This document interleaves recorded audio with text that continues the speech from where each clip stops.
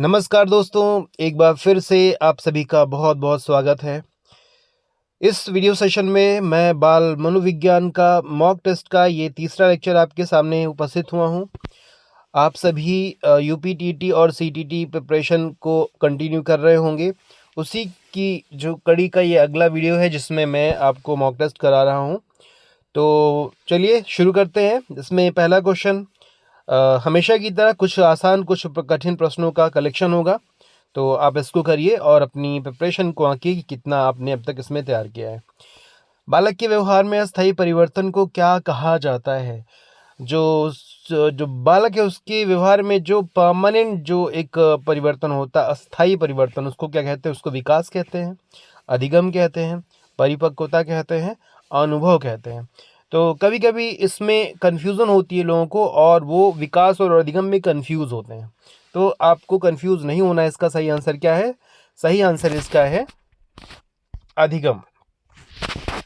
सीखना जो है, अधिगम की परिभाषा भी यही होती है कि सीखना व्यवहार में अस्थायी परिवर्तन है, यानी कि जो हम लर्निंग करते हैं, अधिगम करते हैं, वही जो है अस्थायी परिवर्तन होता है। चलिए अगला क्वेश्चन देखते हैं।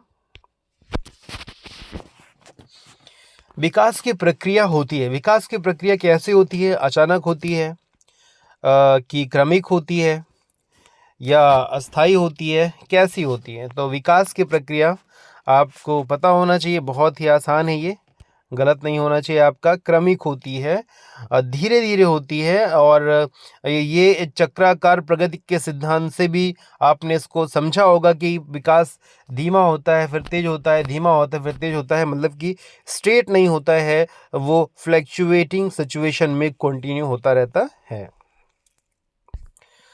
अगला प्रश्न देखिए, परिपक्वता का क्या अर्थ है? अनुभव से प्राप्त ज्ञान, जैविक तैयारी, सामाजिक परिवर्तन, वातावरण का प्रभाव।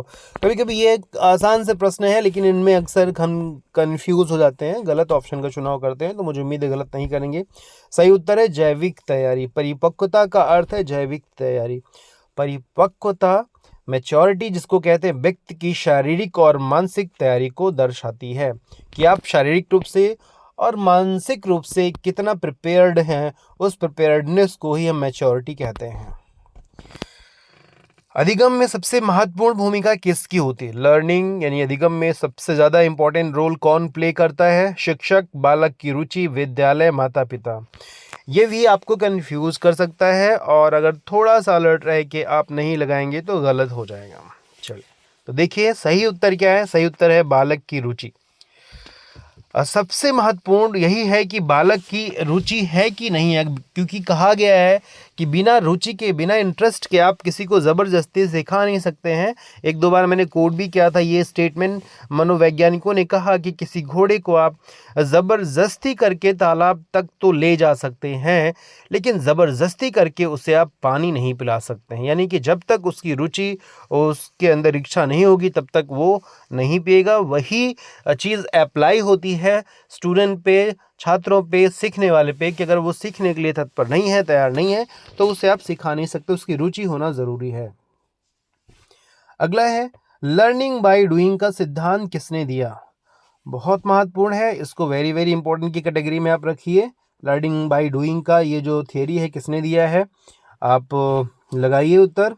जी हाँ, इसका सही आंसर है जॉन डीवी। एक महान मनोवैज्ञानिक हैं, स्कॉलर हैं, और इन्होंने ये थियरी दिया है, लर्निंग बाय डूइंग, ये प्रिंसिपल दिया है कि हम लर्निंग को बाय डूइंग कर सकते हैं, और करते हुए, करके सीखने की जो है, एक तरह से कह लीजिए कॉन्सेप्ट है, करके सीखने की जो एक बात विधि बताई जाती है, वो जॉन डीवी के द्वारा दी गई है। अगला है, थॉर्नडाइक का प्रसिद्ध सिद्धांत कौन सा है? अंतर्दृष्टि का सिद्धांत, प्रभाव का नियम, संज्ञानात्मक सिद्धांत, सामाजिक अधिगम सिद्धांत। तो अगर इन चारों के बारे में आपको पता है या तीन के बारे में पता है, तब तो आप इसमें कर सकते हैं। जैसे मैं सामाजिक अधिगम सिद्धांत बताऊं तो ये वाइगोत्स्की का है, या उनका जीन क्या कहते हैं, गोहलबर्ग का है। ये इनमें आप कंफ्यूज रहते हैं। संज्ञानात्मक सिद्धांत तो जीन पियाजे का है, कन्फर्म ही है। प्रभाव का नियम और अंतर्दृष्टि का सिद्धांत कोहलर का है। तो अब यहाँ पे बचा क्या? बचा इसमें बी, है ना? तो आपका बी आंसर हो जाएगा, प्रभाव का नियम।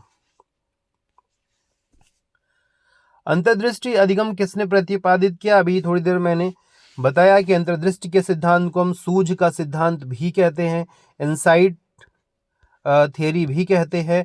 तो सूझ का सिद्धांत बहुत ज़्यादा पूछा जाता है क्योंकि ये बहुत ज़्यादा इम्पॉर्टेंट है। सुल्तान नामक चिंपैंजी पे ये प्रयोग किया गया था, कोहलर के द्वारा किया गया था। तो कोहलर इसका सही आंसर है। कोहलर ने ये सूझ का सिद्धांत किया था। अगला है पावलोव का प्रयोग किस पर आधारित था? अब ये भी पूछ लेता है, कॉमन सी बात है, लेकिन कभी कभी आदमी अच्छे से क्लियर नहीं है तो गलत कर देता है। बिल्ली पे किसने किया था? आई थिंक आपको याद होगा, थॉर्नडाइक ने किया था। और चूहा पे किसने किया था? स्किनर ने किया था। बंदर पे किसने किया था? कोहलर ने किया था। तो कुत्ते पे किसने किया? पावलोव ने किया। तो कुत्ता इसका सही आंसर है कि पावलोव महोदय ने कुत्ते पे प्रयोग किया था। शास्त्रीय अनुबंधन सिद्धांत जिसे कहते हैं। ट्रायल एंड एरर अधिगम किसने प्रतिपादित किया? भूल एवं त्रुटि का सिद्धांत, प्रयास एवं त्रुटि का सिद्धांत, ये किसका है? तो आई थिंक ये गलत नहीं होना चाहिए, ये है थॉर्नडाइक का, महत्वपूर्ण है। अब बंदूरा का सिद्धांत कौन सा है? सामाजिक अधिगम सिद्धांत, व्यवहारवादी सिद्धांत, संरचनात्मक सिद्धांत, जैविक सिद्धांत। तो ये भी मिस्टेक नहीं होनी चाहिए, इंपॉर्टेंट है। इसका सही उत्तर क्या है? इसका सही उत्तर है सामाजिक अधिगम सिद्धांत। ये इसका सही उत्तर हो जाएगा, बंदूरा ने दिया हुआ है सामाजिक अधिगम सिद्धांत। इसके आगे है, बाल विकास का सबसे तेज चरण कौन सा होता है?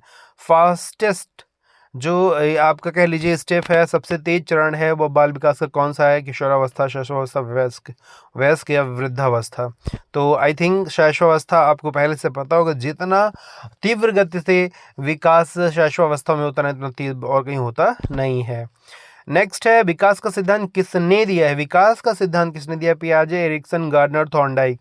तो ये भी एक बहुत ही महत्वपूर्ण है, इसको भी आप नोट करके चलिए। इसका सही उत्तर है जीन पियाजे। जीन पियाजे ने विकास का सिद्धांत दिया है, संज्ञानात्मक विकास का सिद्धांत दिया है। ठीक है, इन्होंने 4 चरण बताए हुए हैं, 4 चरण बताए हुए हैं, वो आपको याद भी होने चाहिए।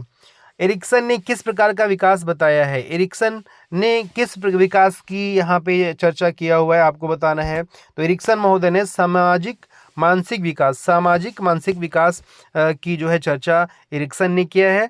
और एरिक्सन ने जीवन में 8 सामाजिक मानसिक चरणों को बांटा है, यानी कि 8 चरण एरिक्सन ने दिए हुए। कोहलबर्ग का सिद्धांत कौन सा है? नैतिक विकास है, या भाषा विकास है, या सामाजिक अधिगम है, या बौद्धिक विकास सिद्धांत है।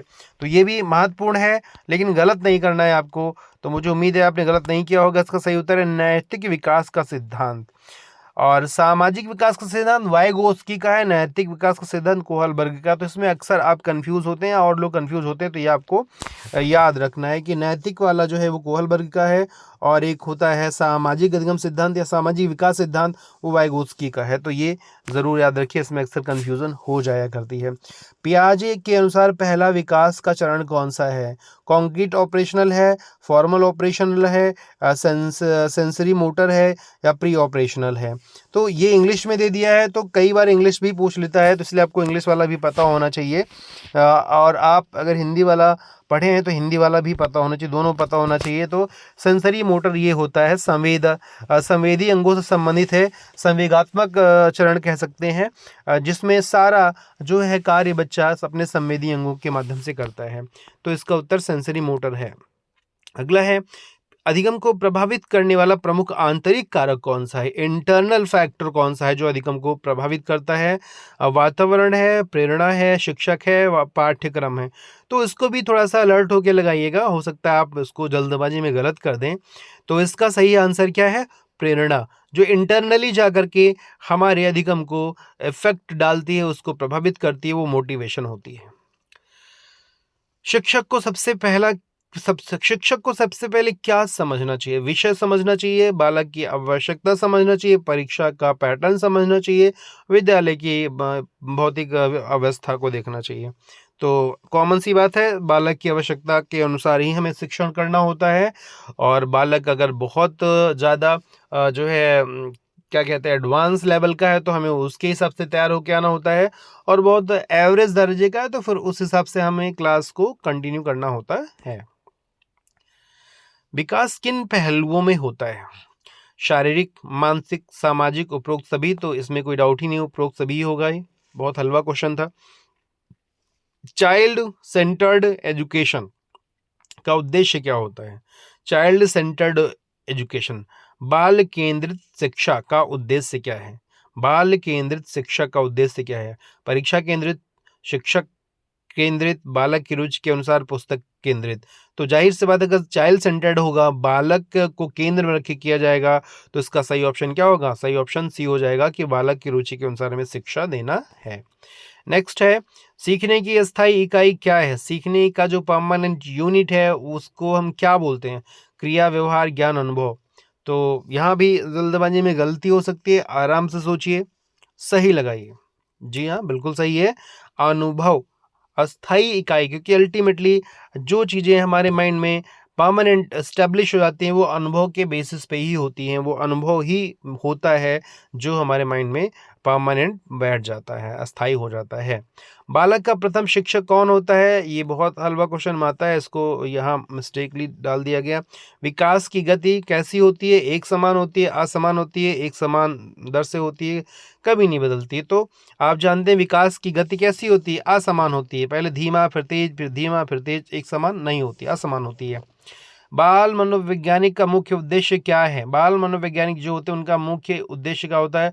बालक को नियंत्रित करना, बालक को समझना, शिक्षा देना, अनुशासन सिखाना। तो ये भी थोड़ा टेक्निकल सा है। बाल मनोविज्ञान का मेन काम होता है, बाल मनोविज्ञान का मेन उद्देश्य होता है बालक को समझना, बालक के आचार व्यवहार, उसकी आवश्यकताओं को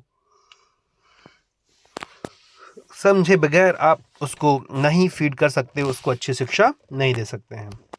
इसके बाद है रीइंफोर्समेंट का क्या अर्थ होता है? रीइंफोर्समेंट इंग्लिश का वर्ड है, इसका अर्थ क्या होता है? प्रेरणा देना, अभ्यास करवाना, व्यवहार को मजबूत करना, अनुशासन सिखाना। तो रीइंफोर्समेंट का मतलब ये होता है व्यवहार को मजबूत बनाना, वांछित व्यवहार को दोहराने की प्रवृत्ति बढ़ाता है रीइंफोर्समेंट। तो इसका सही आंसर हो जाएगा सी, व्यवहार को मजबूत बनाना। अधिगम का सर्वोत्तम तरीका क्या है? रटना, अनुकरण करना, अनुभव करना, परीक्षा देना। तो कॉमन सी बात है, सबसे अच्छा तरीका अनुभव करना ही होगा। जब हम लर्निंग बाय डूइंग करते हैं या एक्सपीरियंसल लर्निंग करते हैं तो उसी में सबसे ज़्यादा अनुभव ही हमें प्राप्त होते हैं। इसके बाद है बालक की रुचियाँ कैसी होती हैं? अस्थायी होती हैं, बदलती रहती हैं, जन्मजात होती हैं, सीमित होती हैं। तो ये तो टेक्निकल है, पर्सन टू पर्सन इसका अलग उत्तर आ सकता है, लेकिन सही इसका उत्तर है कि बालक की रुचियाँ बदलती रहती हैं। पहले बचपन में रहेगा तो कहेगा कि जो है मैं चाय वाला बनूंगा, या मैं फ्रूट वाला बनूंगा, बलून वाला बनूंगा। जो चीज़ें उसको प्यारी होती हैं उन चीज़ों के लोगों से रिलेट करके उसको पाने के लिए वो कहता है कि मैं जो है बलून वाला बनूंगा, मैं मिठाई वाला बनूंगा। फिर जब बालक होता है, समझदारी बढ़ती है, तो फिर उस कहता है कि नहीं मैं टीचर बनूंगा, डॉक्टर बनूंगा। फिर और बड़ा होता है तो मतलब समय के साथ उसकी रुचियाँ बदलती जाती हैं, और अभी हमारी आपकी रुचियाँ बचपन से 1000 गुना चेंज हो चुकी हैं। इमिटेशन का अर्थ क्या है? इमिटेशन क्या होता है? इंग्लिश का वर्ड है इमिटेशन, अनुकरण करना, प्रश्न पूछना, प्रेरणा देना, शिक्षा देना। तो जिनकी इंग्लिश ठीक ठाक है उनको पता है इमिटेशन का मतलब होता है अनुकरण करना, दोहराना, दूसरे के जैसा ही हूबहू उतारना, नकल करने को इमिटेशन कहते हैं। शिक्षा का उद्देश्य होना चाहिए, क्या होना चाहिए? परीक्षा पास करना बिल्कुल नहीं, जीवन जीना सिखाना हो सकता है, नौकरी प्राप्त करना भी हो सकता है, सामाजिक स्थिति पाना ये भी हो सकता है। तो लेकिन इसमें सबसे ज़्यादा उपयुक्त जो होगा वो होगा जीवन जीना सिखाना। और सेकेंड लास्ट है, बालक में अधिगम की प्रवृत्ति कब से शुरू होती है? जन्म से, विद्यालय से, किशोरावस्था से, बचपन के बाद। अधिगम की प्रवृत्ति का मतलब सीखने की प्रवृत्ति, सीखने की आदत कब शुरू हो जाती है? जन्म से, विद्यालय से, किशोरावस्था से, बचपन से। तो सही आंसर है जन्म से ही बच्चा सीखने के जो है कंडीशन में होता है, इसीलिए वो कई चीज़ें देख करके, कई चीज़ों को वो महसूस करके सीखता रहता है। और ये सेशन का लास्ट क्वेश्चन, शिक्षक का सबसे बड़ा गुण क्या होता है? अनुशासन, सहानुभूति, ज्ञान, कठोरता। तो अब इन 4 ऑप्शन में कुछ चुनना हो तो बहुत ईजिली आप चुन पाएंगे कि सहानुभूति ही होगा जो शिक्षक का सबसे बड़ा गुण इन चारों ऑप्शन में माना जाएगा। तो इस वीडियो में इतना ही, और मुझे उम्मीद है कि ये आपका जो मॉक टेस्ट है इससे आपको काफ़ी हेल्प मिलेगी और आप इसको रिवाइज़ करेंगे। और मैंने शुरू में कहा कि कुछ वीडियो होंगे, कुछ क्वेश्चंस होंगे जो बहुत आसान होंगे, कुछ क्वेश्चंस होंगे जो टफ़ होंगे, कुछ मध्यम श्रेणी के होंगे, लेकिन आपको हर बार इन प्रश्नों को देखना है, हर बार इन प्रश्नों का रिवीजन करना है, क्योंकि ये सारे प्रश्न जो मैं आपको करा रहा हूँ कहीं न कहीं किसी न किसी परीक्षा का हिस्सा बन चुके हैं, और आने वाली परीक्षा के रूप में भी इनको आप देखेंगे, इनका सामना आपसे होने वाला है। तो पूरे मनोयोग से इनको आप रिवाइज़ करिए, कमेंट करिए और अपनी प्रतिक्रिया दर्ज कराइए लाइक, शेयर, कमेंट के ज़रिए। और अगर अभी आप नए हैं तो चैनल को सब्सक्राइब भी कर सकते हैं। मिलते हैं अगले वीडियो में, तब तक आपको आपकी प्रिपरेशन के लिए बहुत सारी शुभकामनाएँ। Thank you so much for watching. जय हिंद।